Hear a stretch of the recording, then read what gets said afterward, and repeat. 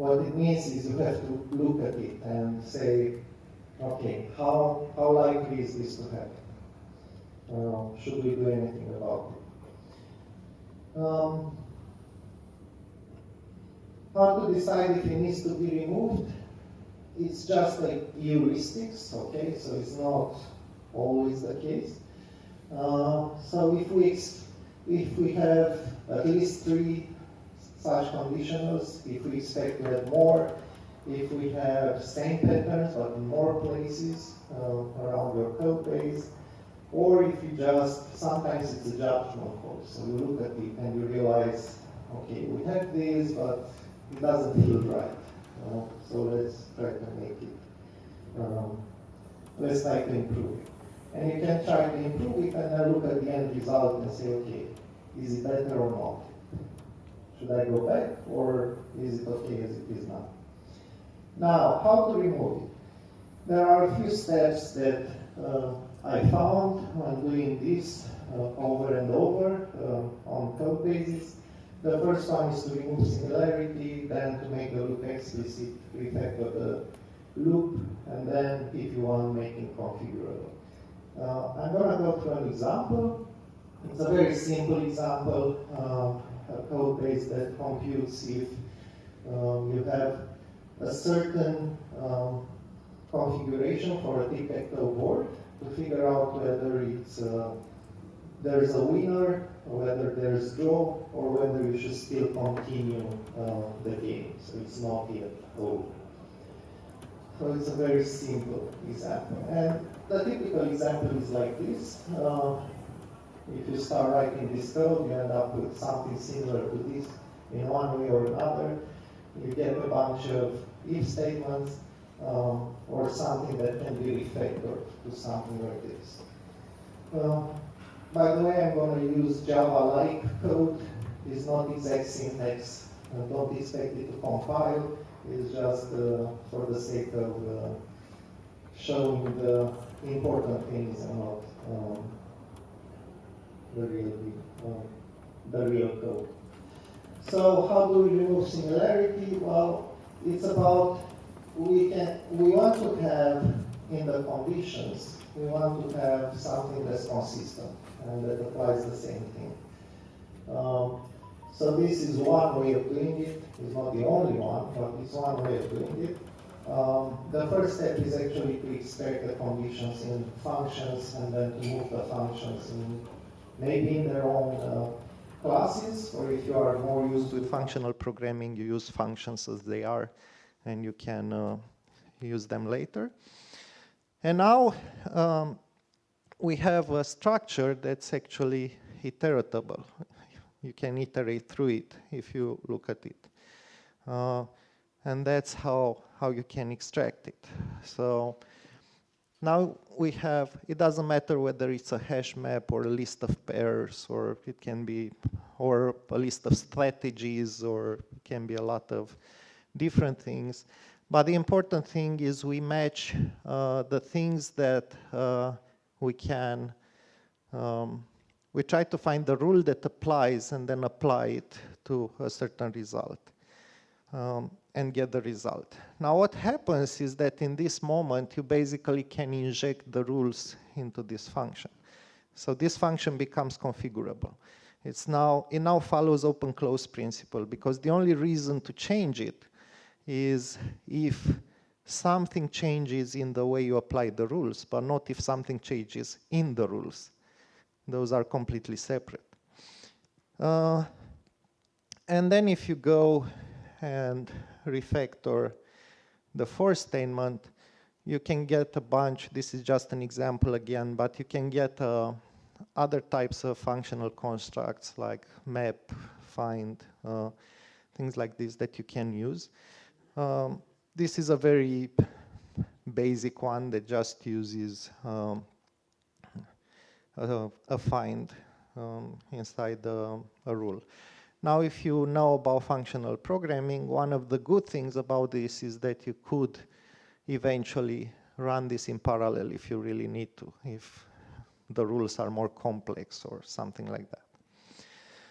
Now, you can also make it configurable by saying at compile time you can use dependency injection and inject these rules from very high up. Like imagine the main method where you create the rules and pass them all the way down.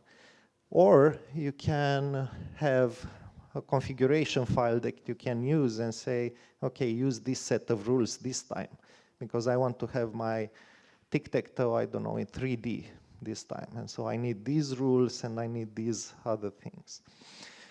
But then you need to use plugins or reflection, something like that. Now, like any design, it has advantages and disadvantages, so we'll have to take a look at this.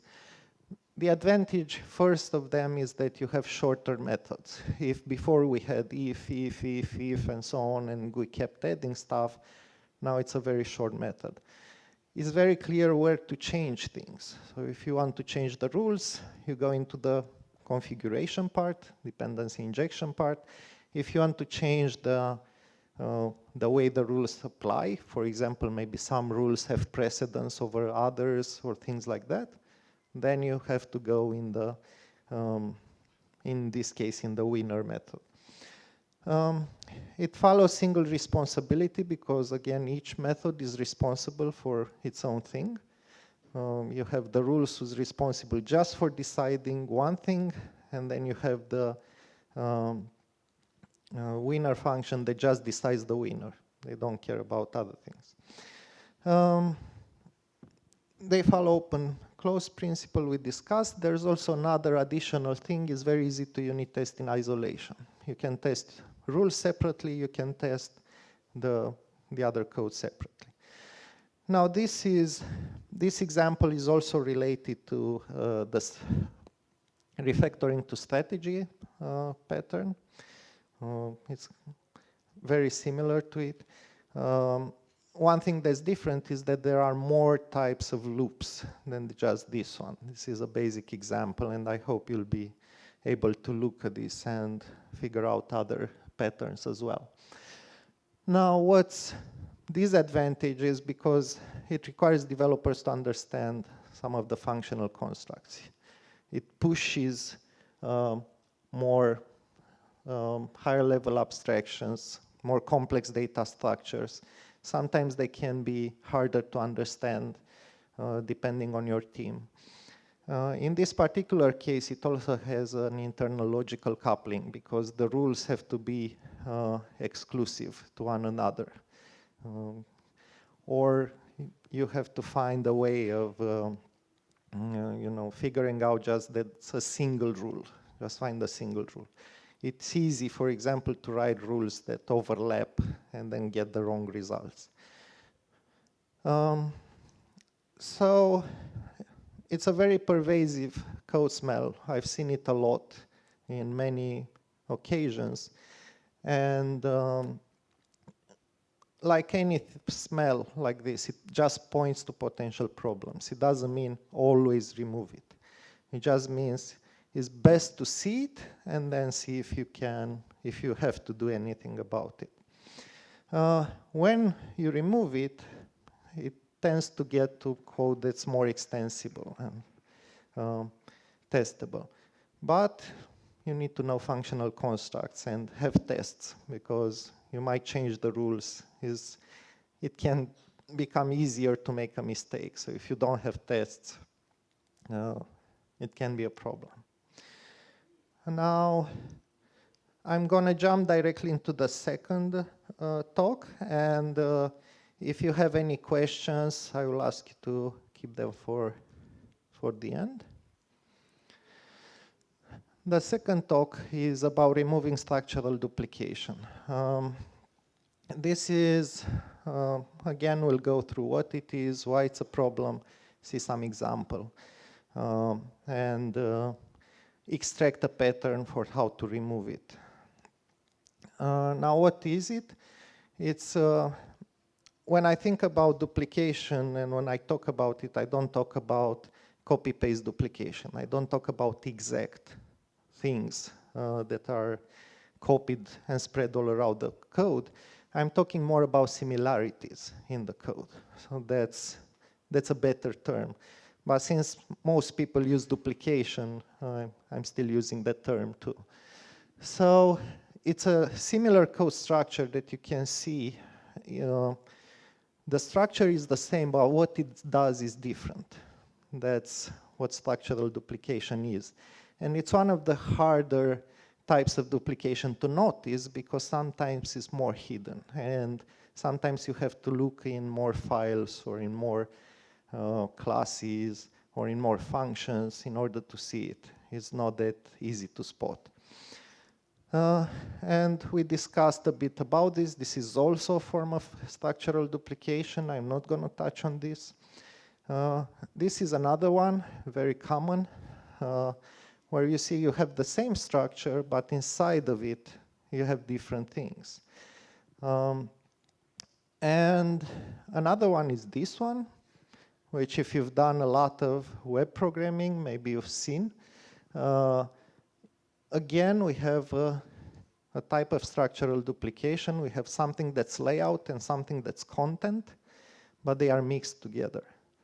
And why is it a problem? Well, it's a risk again. It tends to grow. You tend to copy-paste stuff and keep adding the same patterns. Or let's say your colleagues tend to do that. Maybe you don't. And then when you need to change, so let's say, for example, we need for all SQL exceptions to do something specific, like add a log file, add an entry to a log file. You have to go to all 300 places where you have SQL exceptions and write that line of code. Another thing that is more, is not that obvious, design is mainly about intent. And when we hide intent inside of other things, is no longer good design. And this type of thing tends to hide intent inside the structure because what you see is the structure. You see if statements, you see try catch, you see divs. You don't see what it does, what's the intent. And the intent is completely different because probably you want to read stuff from the database or you want to show something on in a web page. There's long methods, and if you start writing tests, if you write all the tests, you have a lot of duplication because you need, for each function, you need to say, okay, if it throws SQL exception, what do we do? If it throws something else, what do we do? So when to remove is kind of the same idea. There's something called the rule of 3 that we always apply. We need to see at least 3 examples before we think about removing. It's a heuristic, so it can be 2, it can be 10, but 3 is like a good number. If we expect things to grow, if we expect them to change in similar ways in multiple places, but you have to be very careful about one thing, because sometimes the structure can look the same, but the intent is different. And if you extract the structure and separate it for what it does, it will be very hard to go back. And if it's accidental duplication, so the things change actually in different ways, it will be actually worse than before. So pay a lot of attention to this thing. And let's go quickly through an example of exception management. I like searching for JDBC examples on the internet. They never disappoint me. They are always very, very bad. It's very good to have them. So I found this and adjusted it, shortened it a bit. It was longer. But it's kind of the typical thing that you see when you learn about JDBC, or as a matter of fact, about most database connectors in other languages. I already talked about this. It's not Java code. I'll just show ideas. So first of all, what I want to do is to clarify responsibility. And the reason you cannot see the name from way back is because it does a lot of things. And this is the honest name, right? It reads employees from database and return empty list on database error and log other exceptions. That's what it does. Let's be honest and name it as it is. And then what we want to do is to clarify this responsibility. So we renamed it, but now I've extracted what it does and separated from what the exception management is. And then what we want is to remove duplication, and I'm just going to show one way. There are other ways depending on language, and for now it looks a bit ugly, but you'll see it might get better. So it basically matches the type. We only catch one exception, and now we have our friends, the if statements, that keep showing up, right? So what can we do? Guess what? We can have an action for each of those, because it turns out typically we want kind of the same things for exceptions. So often you want to return something that's kind of a null object. Other times you want to log. Other times you want to retry. Guess what? It's called consistency in architecture. If we refactor to a set of rules, something similar as we did before, it turns out that now we can actually inject those rules. So if we push them all the way up, we end up with something like this, where we can find like a rule and apply it. And then we end up with a function that can be used everywhere to treat exceptions. And you just say, call with exception management rules. This is what you need to call, and these are the rules. And now it's already, we've removed a lot of structural duplication from hundreds of places in the code. Now, if we look at this again, advantages, we have clear and consistent rules for exception management. You know where to search for them. You can read them if you give them good names. You can understand what they are doing, and they are consistent. So every time you have a type of exception, presumably you'll have kind of the same type of treatment. If you have specific cases, you can still change the rules and adjust them. It separates the behavior. So it shows you what it does, and it separates it for all the other stuff that it needs to do. We can change the rules from one place, open-close principle. We can easily write new code, kind of add more things. Now, these advantages, it can be difficult to extend for other things. So it works now in a specific context, but if you have like more complex exception management things, you'll have to go step by step and figure that out. It's not easy because you are moving higher up in the abstraction, so it's a bit more difficult. And typically when I do that, when I find a new case, I start by writing the code as you've seen it first, and then try to refactor it and go step by step. Can be difficult to understand for programmers in your team, so you have to take this into account as well. Now, if you are looking at views, another example, again, we have structural duplication. And the first question is which structure we want to separate, which is the thing that keeps repeating in our code. Is it like a stack of rows, or is it like a two-column form, or is it something else? And this is a very important decision because it can affect how you go further. But let's just try to do a two-column form, and first we separate the structure from the content, and here I will assume that we have, this is Grails-like code, but basically we render templates for those things, just to make clear that we have the structural duplication. And now it's obvious that we have a data model for this layout. And part of it is about layout, part of it is about data. You can separate this as well I haven't done it, but we can do it. And it turns out you can also replace it then with a loop and have something like this. And now we are at an interesting point. Because if you see here, the only thing that is different is if you also include the form ID in the data, then you have a template that you can use for basically all your 2-column forms. But you have to be, again, very careful with accidental duplication, because here we have something that looks like structural duplication. It's two things that repeat, but they have different intent.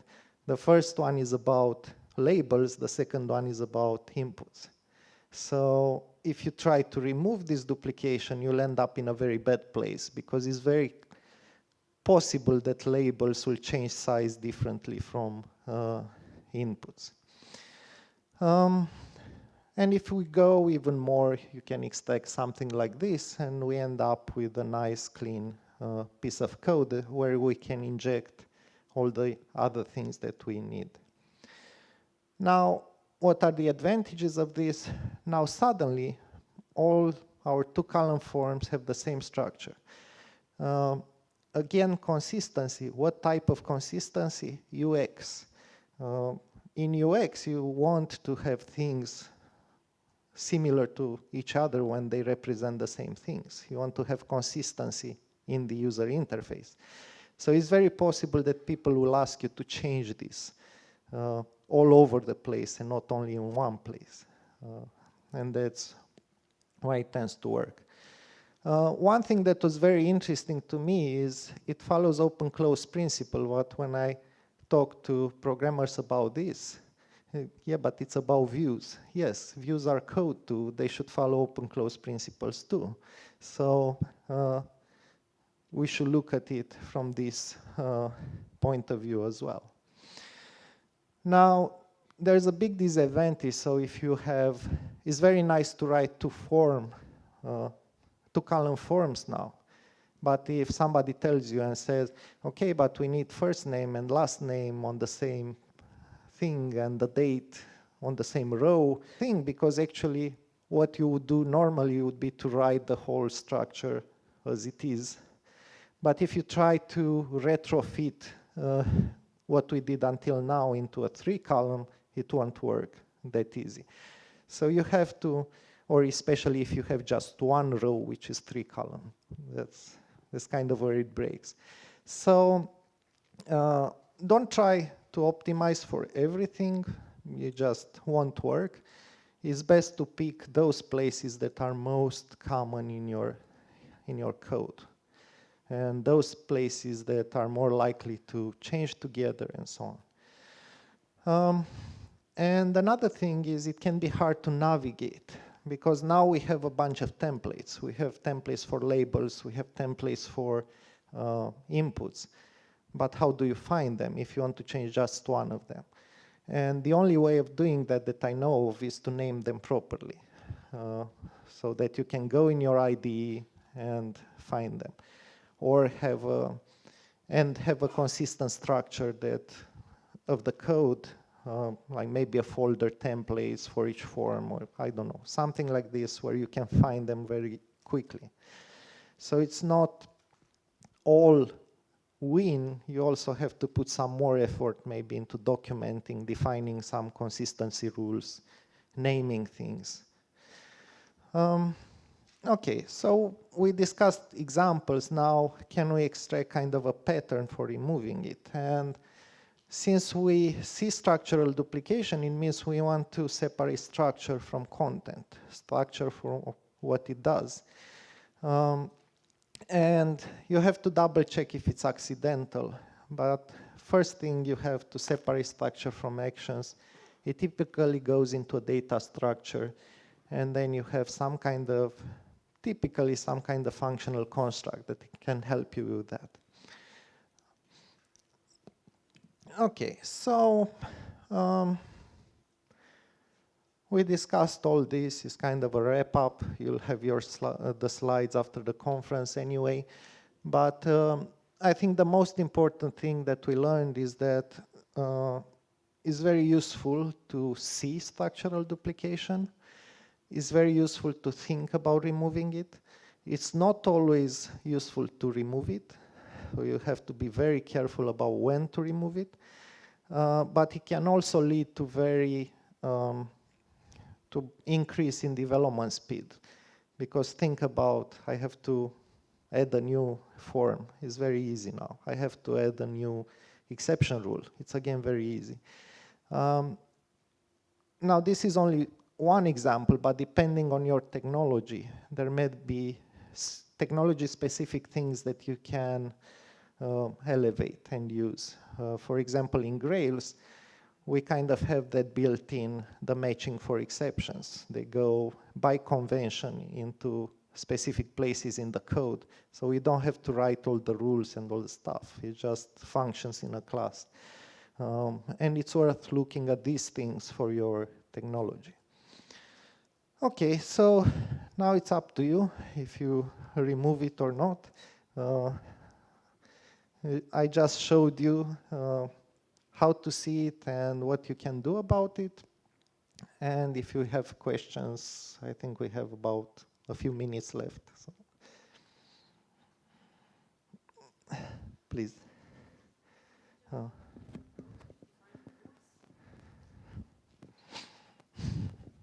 I enjoyed your suggested approach of defining rules for handling exceptions, and I think it makes the code easier to read.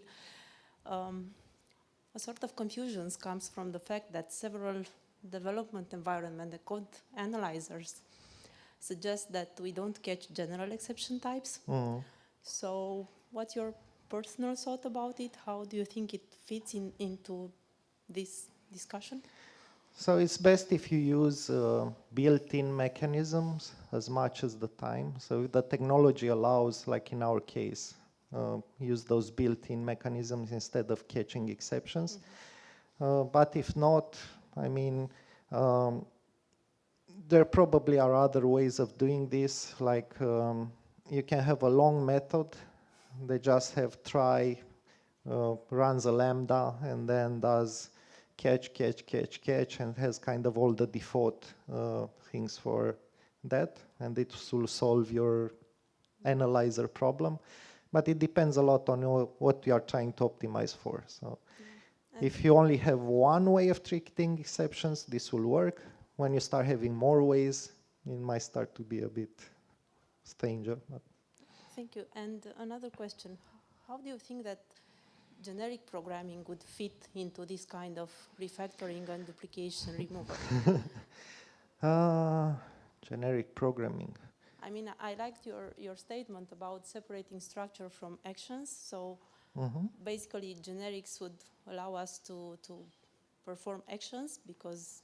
That's an interesting approach. I haven't thought about that because I'm not using generics at the time, but I guess instead of using lambdas, you can use generics. That's another implementation. So I just showed an implementation, but you can, if you play with it and kind of follow the steps, you may end up with different structures. So. Yeah, because one of my areas where I like to dive things in, it's about performance, and I was wondering whether generics or whatever other approach are having some impact on performance in larger applications. Yeah, so the only way to deal with performance that I know of is to first write the code and then measure. Obviously, that's otherwise I don't know how to optimize for performance because compilers have become much smarter than we know, and they may surprise us. Okay. Thank you, Alex. Thank you.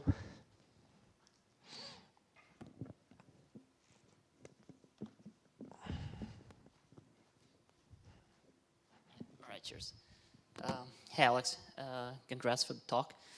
I have a quick question. So basically, whether or not you're removing a kind of duplication, and you do that via an abstraction, so you create an abstraction on top. Abstractions, in the moment when you want to accommodate more use cases, you may have to tweak that abstraction or go a level even further. So abstractions always come at a cost. Yeah. Cognitive, they have a cognitive overload. And my question was basically, can you give some I don't know, real life production examples where the cost of abstraction was greater than the duplication? If they, for example, had wrong behavior afterwards, if those abstractions kind of like did more harm than good? Yeah, so, well, it's what I was talking about, kind of hinting on. I don't have production examples. I mean, nothing that I can remember of right now. But I think the common thing is if you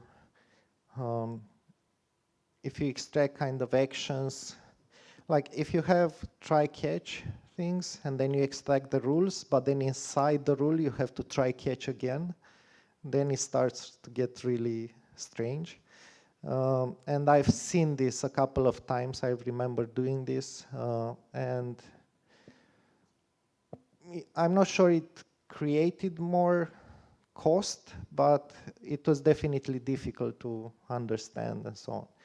Now, the only thing I can recommend is always try to keep things as simple as possible. So if the simplest thing for now is just to write the code as you know how to write, first make it work, then look at what you can use and change and so on. And if it fits some of the existing abstractions, use them. But I try not to change the existing abstractions, because when you do that, it impacts a lot more of your code than just the small part that you're working on right now. So to me, it's a continuous process and like gradual. First, make it work, and we actually have this on our walls. First, make it work, then make it nice, then measure it, then improve performance. This is the only order we do things in, no other way. Okay, thank you. I think the time is up.